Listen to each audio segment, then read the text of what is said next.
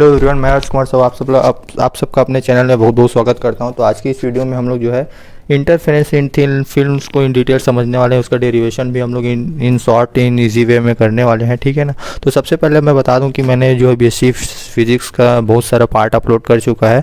अगर आप लोग ने नहीं जानते तो आप लोग प्लीज़ प्ले लिस्ट को चेक कर सकते हैं। मैं उसका लिंक डिस्क्रिप्शन बॉक्स में भी दे दिया हूँ।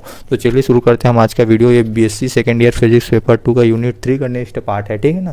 तो सबसे पहले हम लोग डायग्राम समझते हैं। ये हमारा डायग्राम कुछ इस प्रकार से रहता है कि यहाँ पर हम लोग एक फिल्म लेते हैं, ठीक है। इस फिल्म पर हम लोग एक सोर्स ऑफ लाइट के द्वारा हम लोग लाइट को जो है इस पर इंसिडेंट कराते हैं, ठीक है ना। जैसे ही यहाँ पर सोर्स एस से जो है लाइट फिल्म पर इंसिडेंट होती है, इसके फर्स्ट सरफेस पर जो है दो प्रकार से जो है इसका घटना होता है, ठीक है ना। पहले पार्ट में जो है इसका पार्शली जो है रिफ्लेक्शन हो जाता है, ठीक है। यहाँ पर परावर्तन हो जाता है जो R1 दिशा में चलता है, ठीक है। इसका कुछ भाग जो है ट्रांसमिट होके जो है सरफेस बी पर जो है पड़ता है ना, सरफेस बी पर आता है और इस पर फिर दो प्रकार से जो है घटना होती है। इसका कुछ भाग जो है इधर जो है ट्रांसमिट हो जाता है, यहाँ पर टी डायरेक्शन में जो है ट्रांसमिट होकर आगे अपवर्तन की घटना होती है, और कुछ भाग जो है परावर्तन की घटना के फलस्वरूप जो है सी डायरेक्शन में चलते हुए वो आर डायरेक्शन में वह निर्गत हो जाती है, ठीक है ना। तो इस प्रकार से हम लोग का जो है प्रोसेस होता है। यहाँ पर से आर आती है, इस पर दो प्रकार से घटना होती है। एक प्रकार से अपवर्तन की घटना के फलस्वरूप वो पॉइंट बी पर जाती है, और यहाँ पर जो है रिफ्लेक्शन की घटना के फलस्वरूप जो है इसका इस रेस का कुछ भाग जो है R1 की डायरेक्शन में चला जाता है, ठीक है।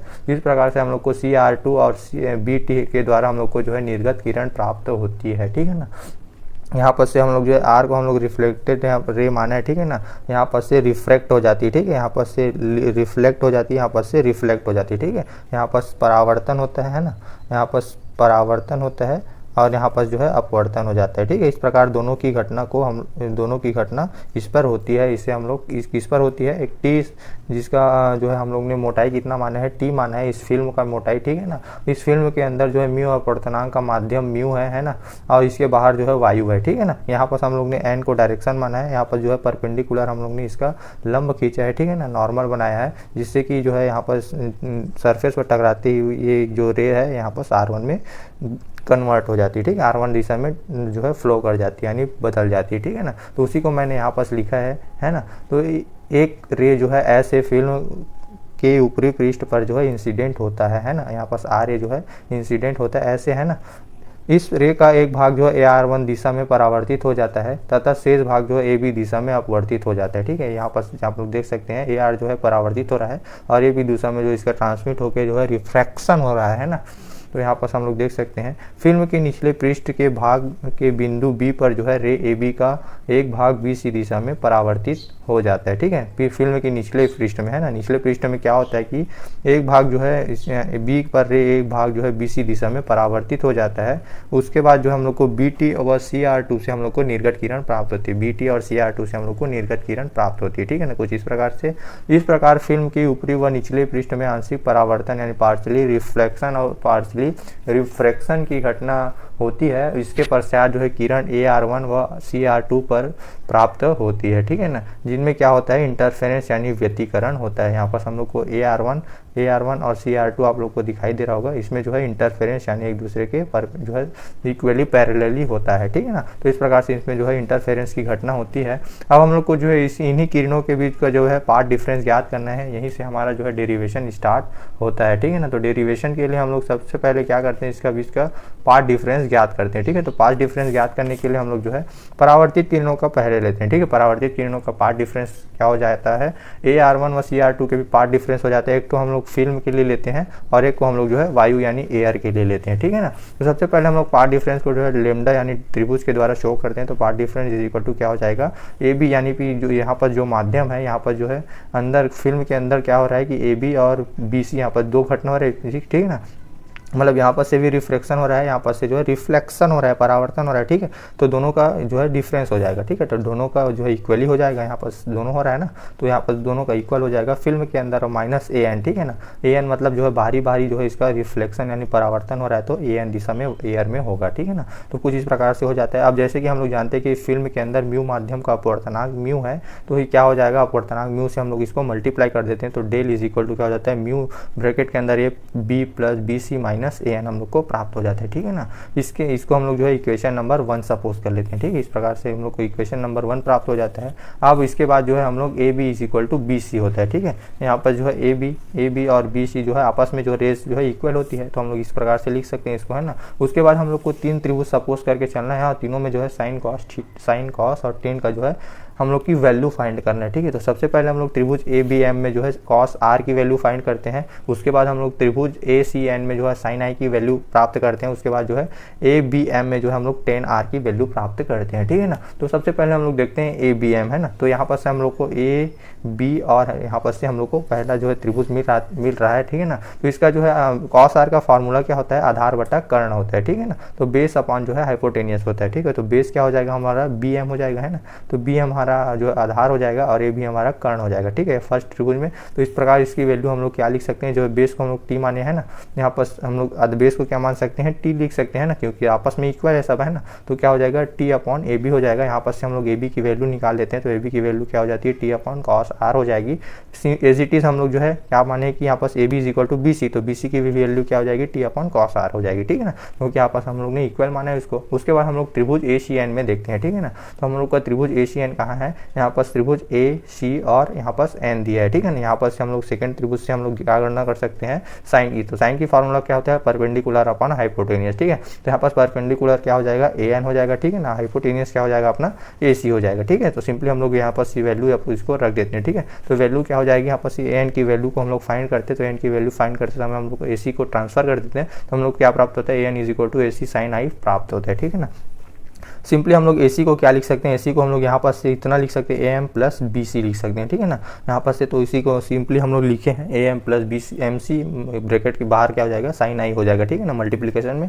उसके बाद सिंपली हम लोग इसको और आगे सॉल्व करते हैं, तो ए एन इज इक्वल टू यहाँ पर जो है दोनों इक्वल में जोड़ जाएगा, ठीक है ना, क्योंकि यहाँ पर दोनों सेम डिस्टेंस पे है ना, सेम डिस्टेंस पे है, तो यहाँ पर दोनों का इक्वली हो जाएगा। यहाँ पर हम लोग लिख भी सकते हैं कि A M is equal to M C, है ना, दोनों आपस में बराबर है। तो यहाँ पर क्या हो जाएगा, A N is equal to 2 A M sine I हम लोग को प्राप्त हो जाता है, ठीक है। एज इट इज हम लोग को जो है 10 के केस में निकालना है। 10 के केस में क्या हो जाएगा, ए बी एम, है ना। तो यहाँ पर से ए बी एम निकालना है हम लोग को, सिंपली यही वाला त्रिभुज लिखे है ना। तो 10 का फॉर्मूला क्या होता है, परपेंडिकुलर अपॉन बेस होता है, ठीक है। तो परपेंडिकुलर क्या हो जाएगा, A M upon B M हो जाएगा, ठीक है। तो ए एम की वैल्यू क्या माने हम लोग जो है ए एम लिख देते हैं, ठीक है ना, एज इट इज हो जाएगा। उसके बाद बी एम की वैल्यू यहाँ पर बी एम यानी कि टी से हम इसको इक्वली मान सकते हैं, तो इसका डिस्टेंस कितना हो जाएगा, टी हो जाएगा। तो सिंपली हम लोग यहाँ पर टी लिख देते हैं, ठीक है ना। उसके बाद हम लोग को सिंपली ए एम की वैल्यू को निकालना है, तो ए एम की वैल्यू कितना हो जाएगी, टी 10 आर हो जाएगी, ठीक है ना।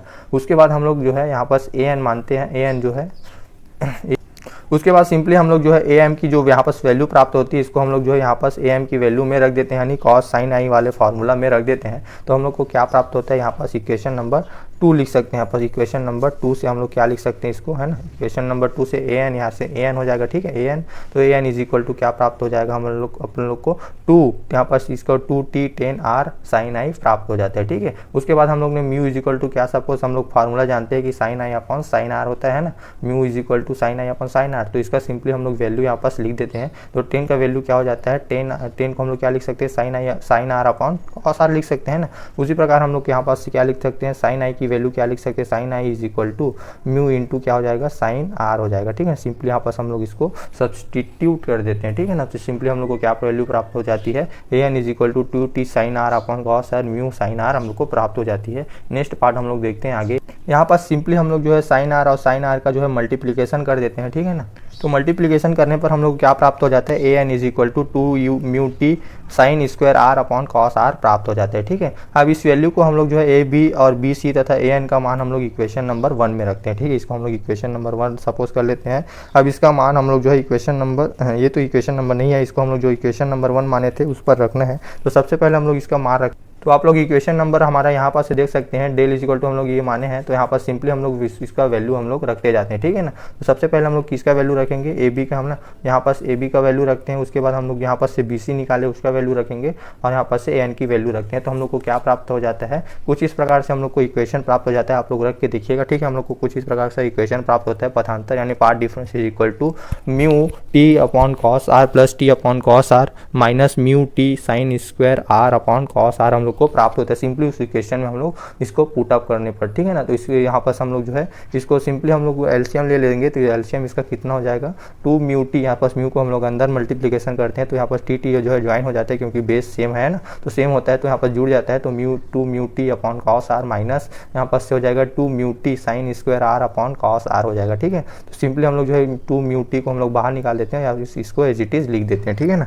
उसके बाद हम लोग का पार्ट डिफरेंस का इक्वेशन क्या प्राप्त हो जाता है 2 mu T upon cos R, इसको हम लोग क्या लिख सकते हैं यहाँ पर देख सकते हैं आप लोग की, इसको हम लोग जो है कॉमन निकाल देते हैं, ठीक है। सिंपली हम लोग जो है 2 mu T upon cos R दोनों में इक्वल है तो इसको हम लोग जो है कॉमन निकाल देते हैं, ठीक है। यहाँ पर लिख सकते हैं अपन कॉमन, ठीक है। कॉमन निकाल देते हैं तो हम लोग को क्या प्राप्त हो जाती है, यहाँ पर C1 प्राप्त हो जाती है और यहाँ पर जो है साइन बच जाता है तो साइन को हम लोग लिख देते हैं, ठीक है ना। तो सिंपली इस प्रकार से हम लोग को, आप लोग ये फॉर्मूला पढ़े होंगे 1 minus sine square R is equal to होता है 1 minus sine square R is equal to होता है कॉस स्क्वायर आर, है ना, क्योंकि आप मैथ्स वाले तो आप लोग जानते होंगे। तो ये हो जाएगा सिंपली यहाँ पर से हम लोग का कॉस स्क्वायर आर हो जाएगा, यहाँ पर से एक कॉस कैंसिल हो जाएगा, इससे हम लोग को जो है पठानता यानी पार्ट डिफरेंस कितना प्राप्त हो जाता है del is equal to 2 mu T into cos R हम लोग को प्राप्त हो जाता है, ठीक है। सिंपली ये इक्वेशन है, यहीं तक आप लोग को सॉल्व करना है। कई बार आप लोग को इसके आगे भी पूछ दिया जाता है डिफ्थ फ्रिंज और अडिफ्थ फ्रिंज के बारे में, ठीक है ना, तो उसको भी हम लोग थोड़ा सा डिस्कस कर लेते हैं। अगर आप लोग को जो है स्टोक लॉ के अकॉर्डिंग पूछे तो स्टोक लॉ के अकॉर्डिंग क्या होता है, कालांतर यानी फेज डिफरेंस क्या हो जाता है लैम्डा अपॉन 2 होता है।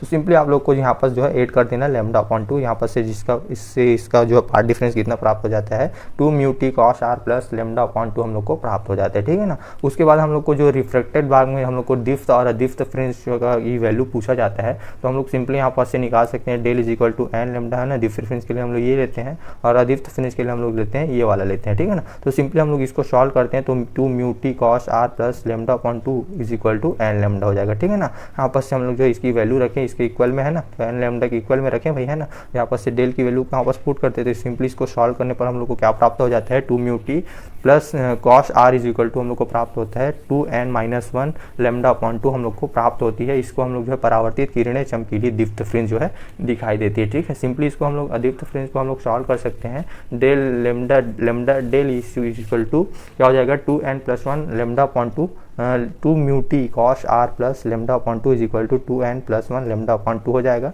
सिंपली इसको आगे हम लोग सॉल्व करते हैं तो हम लोग को 2 म्यू टी और cos are is equal to N lambda प्राप्त होती है, ठीक है। तो सिंपली आप लोग को इसका मेन इक्वेशन ये है ना, आप लोग को इतना ही सॉल्व करना है, जबकि आप लोग को कभी कभी दीप्त और अदीप्त फ्रिंज के बारे में पूछ दिया जाता है तो आप लोग को इन डिटेल सॉल्व करना पड़ेगा इसको। तो आज की इस वीडियो में इतना ही रखते हैं, ठीक है ना। आप लोग इसको नोट कर लीजिएगा इन डिटेल। तो आई होप करता हूँ कि आप लोग को जो है इन डिटेल समझ में आया होगा। सो थैंक यू एवरीवन, और चैनल में बने रहिएगा और अपने फ्रेंड्स के साथ भी शेयर कीजिएगा ताकि आप मेरी मेहनत को थोड़ा सा अंजाम मिल सके। So thank you everyone.